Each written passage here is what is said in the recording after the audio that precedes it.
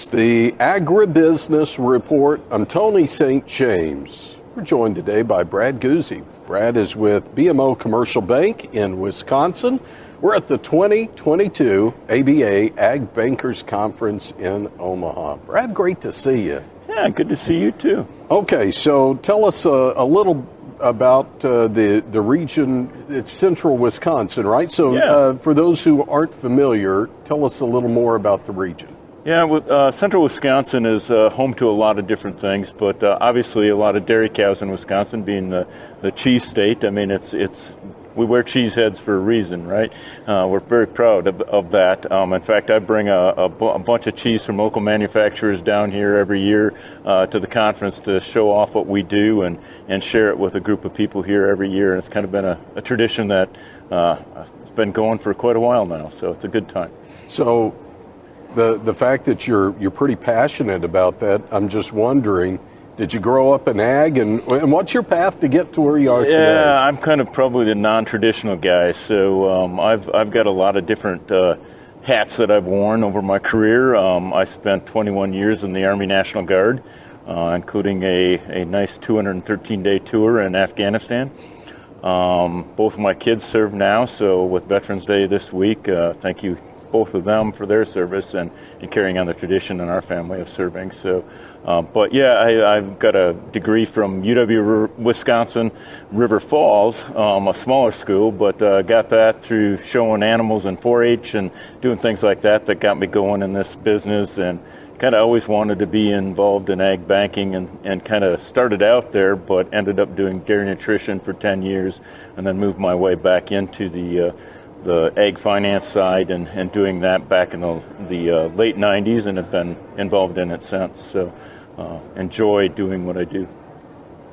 Let's talk about the bank now, BMO Commercial Bank, for those who aren't familiar with that. Yeah, BMO Commercial Bank is one of the top food, protein, and financiers in the U.S. We're a very large ag bank. We're very strong in production agriculture. Do a lot of different things in that space. Anyone who talks about the dairy industry or understands the dairy industry knows that there have been some challenging times in the past. Absolutely. What keeps you awake at night? Yeah, that's a great question. As I look, right now with what's going on, you think about what's happened to interest rates over the last little bit here. I'm not so, we've come into this year into 2023. We're going to go into it with a lot of liquidity. We've had some really good margins in the dairy space over the last 12 months. It's looking really positive going into the tail end of this year. That margin's going to shrink next year.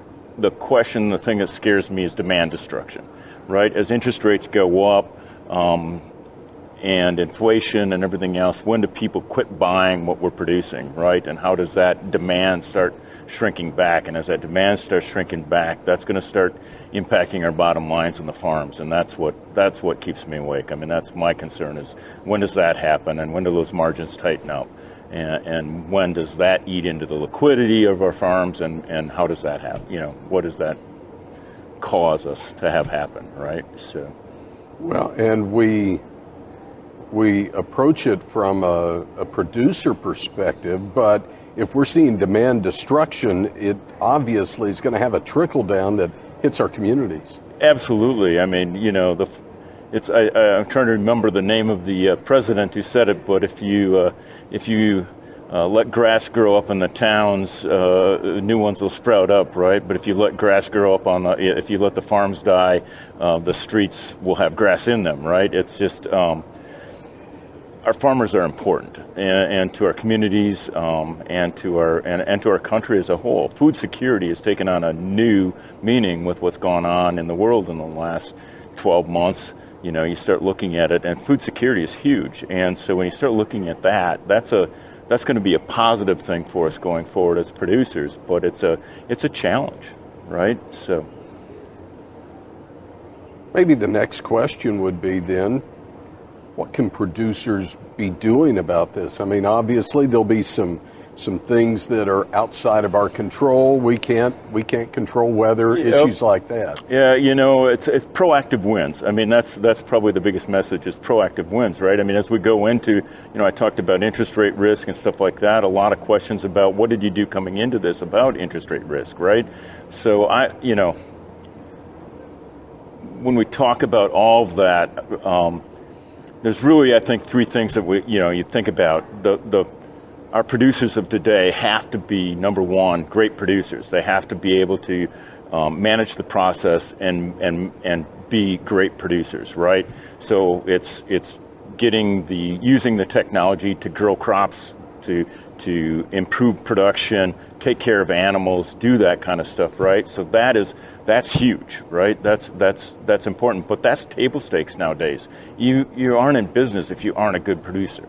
Now what we're looking for, we're adding to that, right? It's going on to the next level. The next things we need to look at are, so you've got to be a better financial manager now. So do you understand your books? Do you understand your cash flows?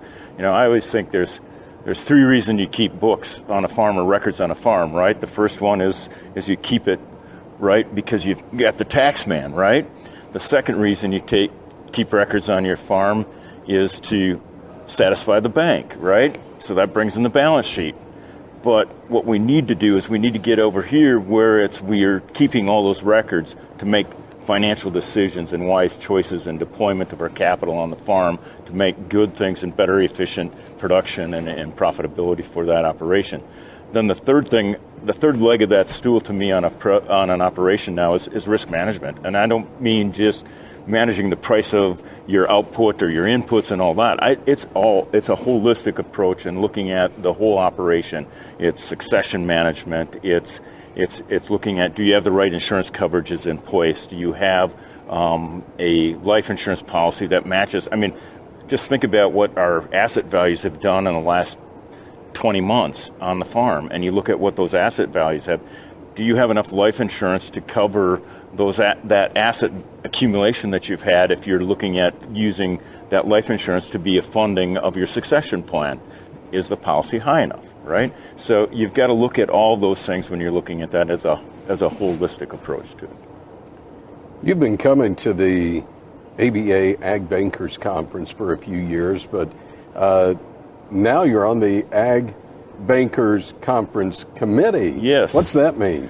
It's really cool. I think being recognized as being somebody who's a leader in the industry and somebody that has some insights that I can bring to the table. I think that's awesome to me. I mean, it feels really good to me, but it means that I've been doing some things right in my career and taking care of some people too. So it's cool.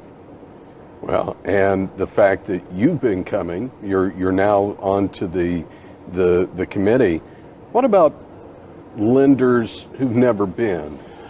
Yeah, this is probably, it's interesting. We always talk about competition and banks and stuff like that, but our ag lending is a unique group of people. And especially, while we're competitors, I mean, we've got 630 ag bankers from all across the U.S. here that are sitting down and learning together, and we're sharing ideas, and we're collaborating, and we're giving each other tips and help, and we're trying to do things. And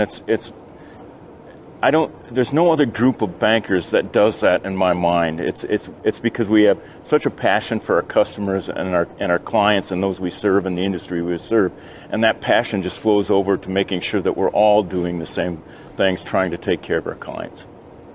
If we want to learn more about BMO Commercial Bank, I would imagine you're online. Oh, yeah, there's definitely a website out there. It's bmo.com, and start looking for us out there. There's several articles that are out there on that, specifically on the production ag piece between Sam Miller, myself, Erica Kuhlman, who's head of our food consumer and agribusiness group, is out there as well. So lots of stuff out there and content. So, Brad, so good to see you. Thanks again. Best of luck. You bet. Thanks.